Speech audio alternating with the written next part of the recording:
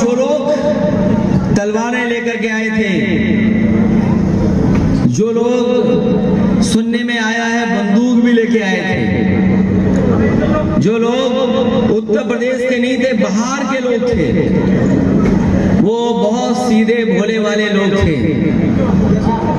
उन्हें कोई गुमराह कर रहा है। जिस तरीके से हमने देखा है कि कठपुतली का जो नाच होता है, धागे किसकी उंगलियों में थे? कठपुतली बनकर के जो तलवारें घुमा रहे थे, उनके कठपुतलियों के धागे उंगली में जो थे, कुछ लखनऊ वाले के दिल्ली वालों के हाथ में थे।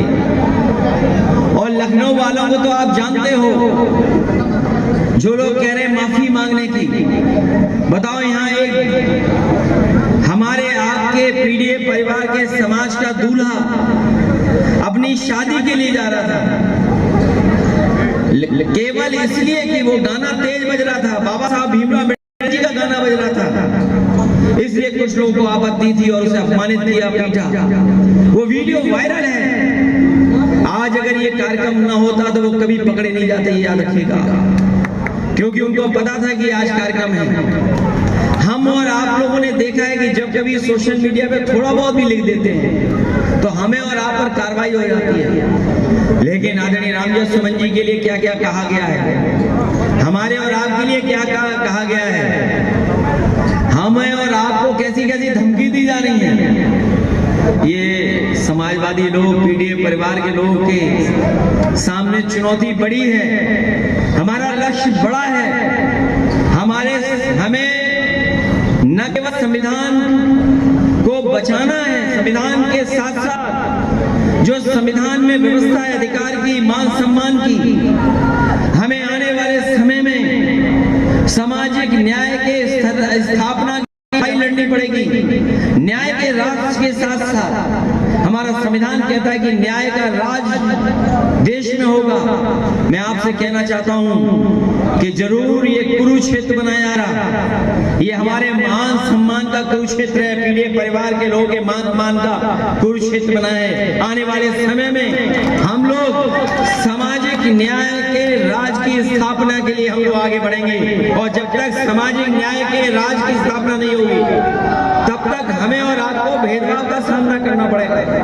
बहुत सारे पीडीए परिवार के लोग हैं जिन्हें हजारों साल से अपमानित होना पड़ रहा है। हमारे वंचित लोग हैं जिनको समय समय पे अपमानित होना पड़ता है। यहाँ पीडीए परिवार के जितने लोग खड़े हैं, कोई ये नहीं कहता है, या मैं कह सकता हूँ इस बात को कि कभी न कभी उन्हें अपमानित होना पड़ा होगा।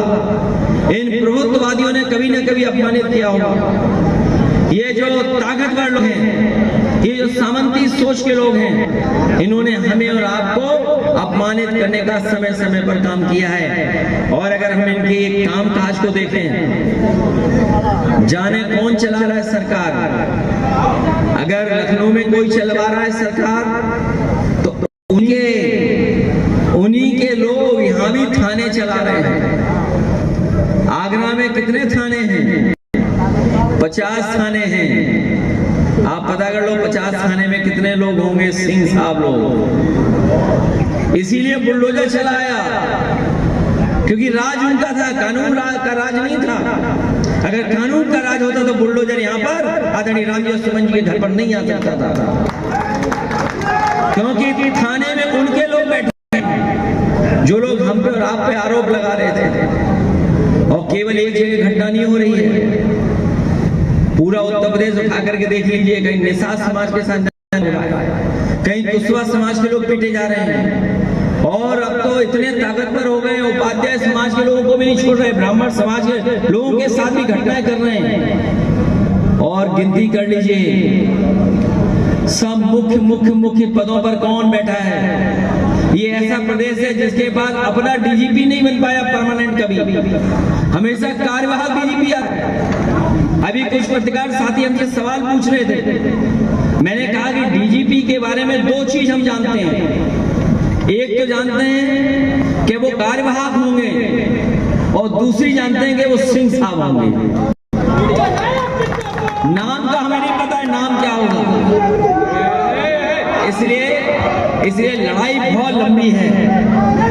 हम सब लोग आदरणीय नागसमन जी के साथ हैं और पीड़ित समाज के साथ कहीं भी अन्याय होगा तो हमें आपको मिलकर के जिम्मेदारी के साथ उसके मान सम्मान के साथ खड़ा रहेगा। ये घबराए हुए 27 थे, ये 27 के लिए घबराए हुए हैं, ये 27 के लिए घबराए हुए कि जानते हैं कि इनकी सत्ता हाथ से छिनने वाली है। महंगाई, बेरोजगारी, कोई काम नहीं किया इन्होंने, कोई काम नहीं किया। यमुना गंदी पड़ी है, गंगा गंदी पड़ी है, ना आलू खरीदा, ना गेहूं बिचौलियों से खरीदवा रहे हैं, और जो आय दोगुनी होनी थी वो हो नहीं पाई।